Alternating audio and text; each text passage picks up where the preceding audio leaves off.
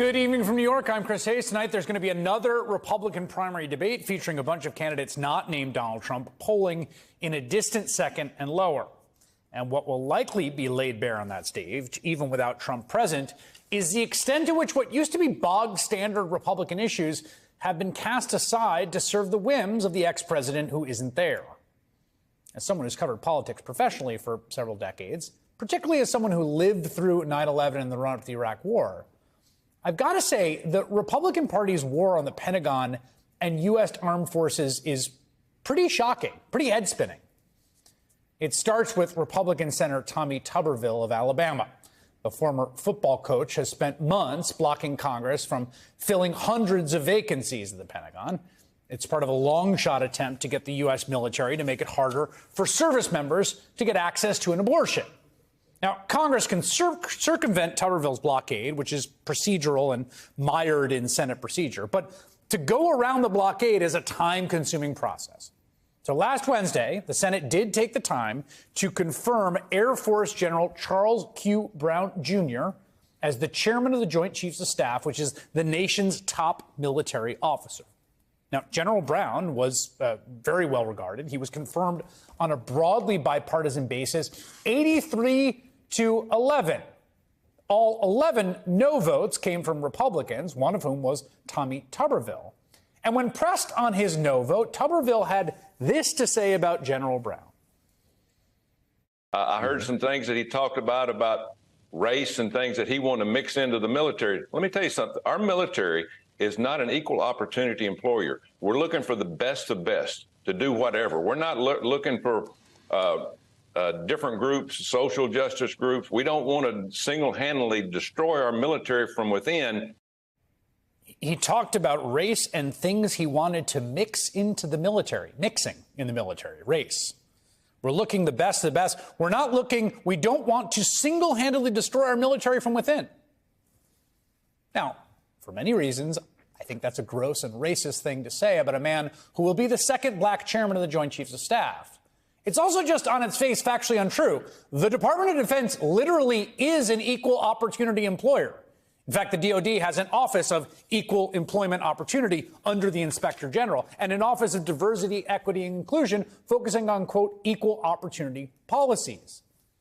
Today, one day after that interview, the MAGA Republican House voted to cut the salary of Secretary of Defense Lloyd Austin, who is also black, to $1. This initiative was pushed by none other than Marjorie Taylor Greene, who accused Lloyd of jeopardizing national security, presumably by being too woke. And if Greene wants to play this rhetorical game, wouldn't the party blocking top military appointments be the one jeopardizing national security? There's a lot to say about this. I will just note, again, as someone who's covered politics for 2 decades, particularly the wake of 9/11, run-up to the Iraq War, that it goes without saying, if a Democrat tried something like this, Republicans would be calling for them to be tried for treason. And that's not hyperbole, which I'll get to in a second. Now, not to be outdone, Lauren Boebert, who has a kind of feud, I guess, with Marjorie Taylor Greene, they're in a kind of competition, she pulled a stunt of her own today. What she did was propose the House cut the salary of another Pentagon official, Sean Skelly, explicitly because Skelly is trans. I rise today to offer my amendment that utilizes the Holman Rule to reduce the salary of Sean Kelly, Assistant Secretary of Defense for Readiness. That salary shall be reduced to $1. This delusional man, thinking he is a woman, embodies and espouses the wokeism that's causing significant harm to our military readiness and troop morale. Setting aside how gross it is to purposefully misgender someone in that way, Boebert's objection here is the identity of the person, right? Imagine if Boebert tried this stunt with any other identity. She said we need to effectively stop paying a government employee or bust them down to $1 a year because they're Greek or they're Latino or they're Jewish or they're black. It's just an outright bit of rank bigotry directed at a service member from the well of the House, live on camera. And what I've just given you a taste of is in the last 48 hours. Meanwhile, Republicans are still careening us towards a government shutdown, which, by the way, is going to mean the troops will not get paid. Now, that vote I mentioned a moment ago, elevating General Brown to the chairman of the Joint Chiefs of Staff, is because the current chairman, as you may have seen, General Mark Milley, is leaving his post when his term expires next month. Milley, of course, was first appointed by then-President Trump, who has since soured on him.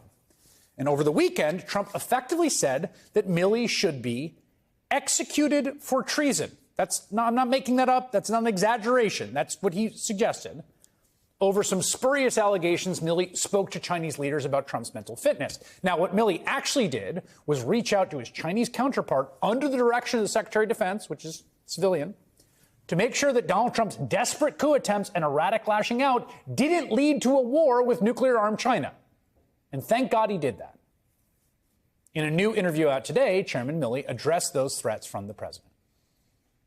President Trump recently said that your dealings with China were so egregious that in times gone by, the punishment would have been death. That's right, he said that. As much as these comments are directed at me, it's also directed at the institution of the military. And there's 2.1 million of us in uniform. And the American people can take it to the bank that all of us, every single one of us, from private to general, we're loyal to that Constitution and we'll never turn our back on it no matter what the threats, no matter what the humiliation, no matter what. If we're willing to die for that document, if we're willing to deploy to combat, if we're willing to lose an arm, a leg, an eye, to protect and support and defend that document and protect the American people, then we're willing to live for it too. So I'm not going to comment directly on those things, but I can tell you that this military, this soldier, me, will never turn our back on that Constitution. Now, Milley has become a villain in MAGA world for a variety of reasons. One of them is that they see him as insufficiently bigoted against LGBTQ members of the armed forces. That's a subtext that Republican Congressman Paul Gosar made explicit when he wrote in his weekly newsletter, quote, "In a better society, Quislings like the strange sodomy-promoting General Milley would be hung." I bet you hadn't heard that until now, most of you. Yes, he meant hanged.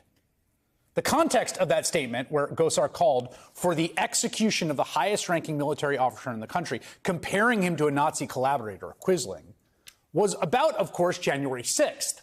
And here I think we kind of unlock the mystery. Like, what on earth is going on? What is going on? Why are Republicans waging war against the military, the top brass? January 6th, more than anything else, that is the original sin of the military's top brass for MAGA Republicans. And I believe all the bigotry is sincere, definitely part of the right-wing meltdown. The origin of this sustained assault, particularly on the top brass, this garbage about the military being too woke, is mostly a smokescreen to hide their disdain for the fact that, in their view, the upper echelons of the U.S. Armed Forces were insufficiently loyal to Trump's coup. I mean, that's really what it comes down to, right? Leaders of the armed forces of these United States, the ones who take an oath to protect and defend the U.S. Constitution, upheld that oath and took that oath seriously at a dire moment, at one of the most dire moments since the Civil War. And they refused to be the arm tip of the spear for Trump's attempt to end that constitutional republic. That is their sin. That is their crime. That is why they are now the enemy of this MAGA faction. Ergo, the military is woke. Ergo, the military is the deep state. Ergo, Republicans are waging war on the military. And all of their leaders, who are not entirely in the tank for Trump's war on democracy, those who can't be trusted to be loyal, they must be purged. And to be clear, this is not just speculation. It's what Trump is saying out loud, promising that he is going to do. Here's my plan to dismantle the deep state and reclaim our democracy from Washington corruption once and for all, and corruption it is. First, I will immediately reissue my 2020 executive order restoring the president's authority to remove rogue bureaucrats, and I will wield that power very aggressively. Second, we will clean out all of the corrupt actors in our national security and intelligence apparatus, and there are plenty of them. He is saying, I will purge the security forces of the United States of those who are not loyal to me and my authoritarian aspirations. He's saying it plain as day. He's promising it. The question in front of American voters is, do you want to give Trump the chance to purge the military so he can finish the job he started on January 6th?